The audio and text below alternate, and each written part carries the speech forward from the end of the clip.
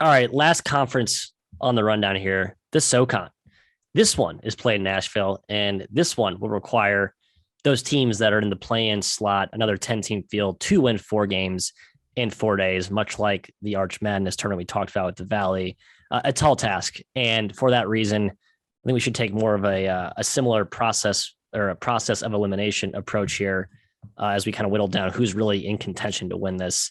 So ETSU, Citadel, Mercer, and Western Carolina. While you can maybe talk me into one or two of those as being in dark horse, I don't think you're actually looking to bet them to come out of this bracket. The favorites are Furman and Chattanooga, respectively, going off at plus 150 and plus 250. Yes, I am surprised, fellas, that my mocks are actually better value than Furman. But Kai, you mentioned this in the outline. Furman's actually the higher ranked team in KenPom. I think the analytics actually somehow prefer Furman. And yeah, it's weird. Right or for wrong, it is weird. I feel like the mock's a better team. And KenPom did the simulation, has Furman winning most of the time in this. My worry about Furman is Jim has his hand up. We'll get to Jim in a second. Bob Ritchie has not done well in this tournament. Nope. He's never made the dance. He's 0-4 in this league, despite being pretty sure a top 3 seed every tournament. In fact, he's never made the finals. His last 2 years, he's lost in the quarters, aka the opening round. He's been upset. And then the 2 years before that, he lost in the semis. So if you believe in history, which you should not put too much stock in, Furman has not done well in this tournament, and they have not gotten the tournament.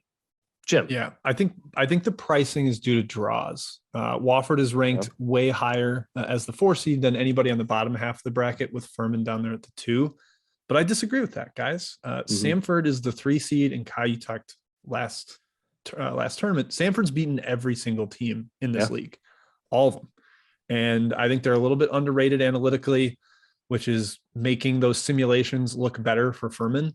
But Samford is a really tough draw. And Chattanooga, who has to go through Wofford, which is ostensibly the tough draw, has beaten Wofford by 8 and 11 already this year. I think they're a tough matchup with their big guards and actually having power conference size inside. I think Wofford really struggles with them.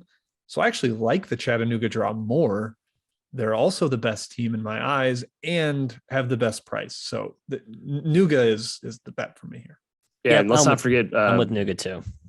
Don't forget VMI split with Wofford during the year. Not a guarantee Wofford even wins that first round game. Yeah. Although Jake Stevens for VMI might not be participating in said tournament. That's a bummer. Huge. Matt, I like Nuga as well, Matthew. Yeah.